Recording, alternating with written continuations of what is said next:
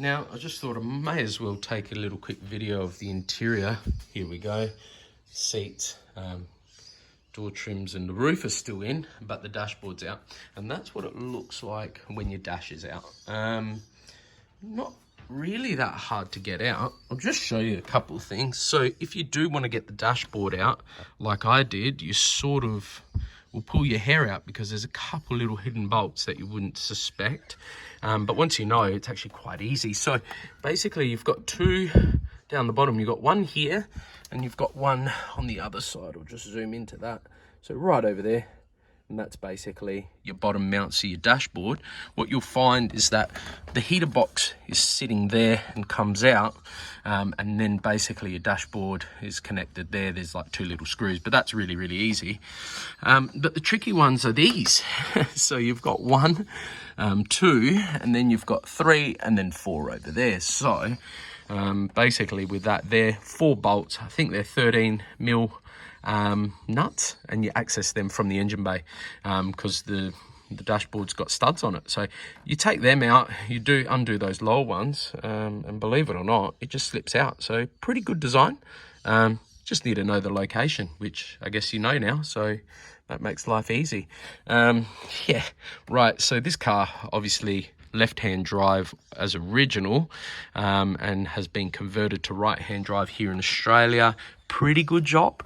If you have a bit of a look around the metalwork and all that sort of stuff, it's, you know, it hasn't been hacked up or anything crazy. I've actually got an engineer's certificate for it, so I was pretty happy with that. It was done probably about 20 years ago, well before I bought the car. And it looks like they've just used right-hand drive Delta parts from possibly New Zealand. Steering rack, not sure exactly where the rack has come from, although I have completely rebuilt that. It cost me an arm and a leg. But interestingly, lock to lock 2.7, Integrale 2.7, 2.8. So definitely not a regatta steering rack, which is pretty cool. But one thing that they've done quite poorly, and I guess it's probably partly their fault and partly the Italians' fault, is this abomination hornet's nest, or rat's nest, I think is what you actually meant to call it, but just absolute joke. Look at the wires, disgusting. So I've got my work cut out there. I need to do a little bit of work to sort of fix that up and clean and tidy it up and hopefully make it work a lot better, because half the stuff in the car doesn't even work, like the beautiful little Velia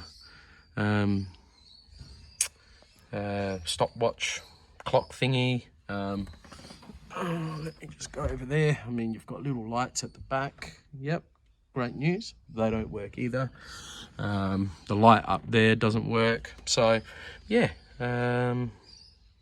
sort of pretty useless, and that's probably because of this rat's nest. So we'll get to work on that. Just a little side note as well, there's your fuse box located over on the left hand side. When you have the dash out, you can actually access your clutch master cylinder as well. So I reckon I will be changing that while this is out, because it'll be a nightmare to change it when the dashboard's back in. But anyway, that's the interior, and I guess the next thing is just to show you a little bit underneath.